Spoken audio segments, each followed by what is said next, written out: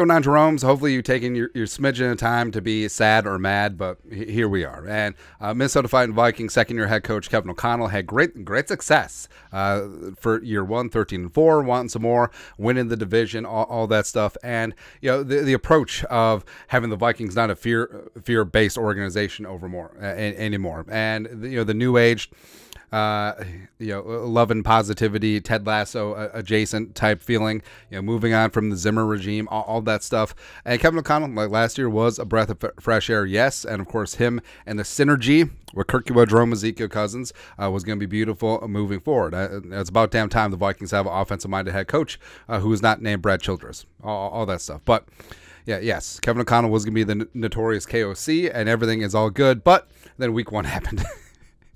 So let's just call it what it is. It was a debacle where, again, I almost would have rather have just been embarrassed, like 40-3 Cowboys last year style. But this one was more frustrating, is that they had every opportunity to win, and the Buccaneers needed every single one of the Vikings' unforced errors and mistakes to pull out the victory. So, the Vikings 11-0 in the regular season in single-score games, but now 0-1. And, Kevin O'Connell, he has to mean mug who is responsible for this. And Kevin O'Connell is solely to blame for this loss. And this isn't a, hey, whatever, just blame the head coach, fire Zimmer, that whole thing. This is, who Kevin O'Connell will put this loss on? Kevin O'Connell. Like, he'll be the first one to tell you that this solely rests on him, because the Vikings, they came out sloppy. They made a ton of mental errors. They seem really listless out there, and that all falls on the head coach. And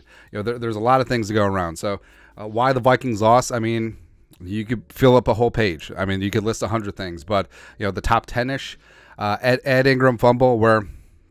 So first off, Bradbury gets injured right away, and we could talk about how number 4, offensive line deficiencies, where there's so much ego when it came to, hey, I mean, we'll just stay healthy and continuity up front will be good. But literally the Vikings offensive line depth, which is not very good, got tested the first freaking drive after Bradbury got hurt.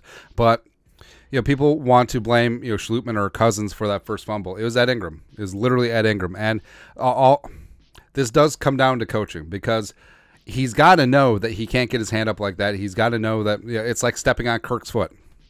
That happened thrice last year. It's ridiculous. Then the Winfield Jr. strip sack.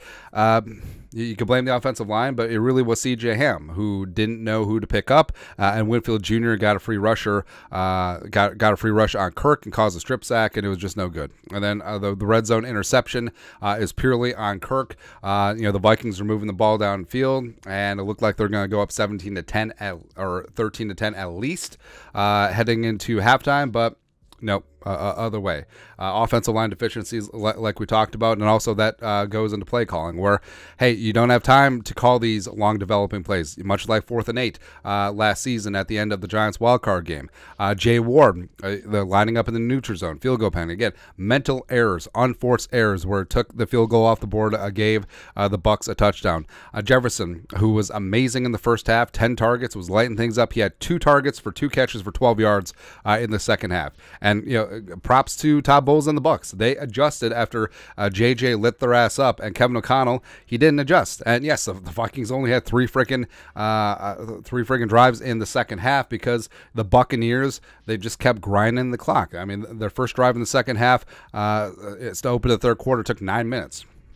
It's ridiculous. And eventually the defense could not get a stop, but I think that's more part and parcel with the offense, where they couldn't sustain a drive. And also in the first half, when the Bucs were able to grind a little bit of clock, and also that the first drive to start the second half, I mean, week 1, you're worried about cardio. You're worried about getting tired or wearing down. The defense eventually just couldn't get a stop on 3rd and 1 or 4th and 1 or whatever and 1. And eventually that cost the Vikings, because the offense couldn't sustain a drive.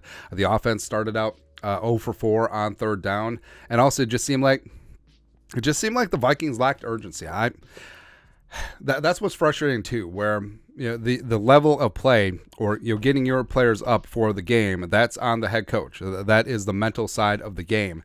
And it just seems like everything should have been coming up where the Vikings came out and played like their hair was on fire. Like it was week 1, home opener, throwback uniforms, dedicating the season to Bud Grant. You got the Bud patch on your chest.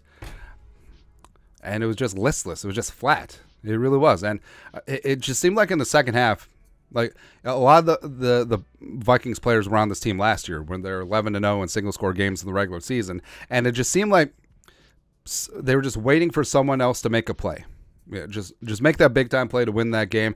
Vikings did it a ton last year, and everyone was just looking around as opposed to looking at themselves. And that, again, that comes back to Kevin O'Connell. So the team wasn't ready to play. Mental errors all over the place. They were flat. They were listless, especially that offense, especially to start, where they did get a couple nice drives going at the end of the first half, but why did it take so long to shake the rust off? Why the cobwebs? Should the Viking starters have played a little bit in preseason? But then you have to balance that with potential injuries. So I don't know. But I still believe that this arrangement can work.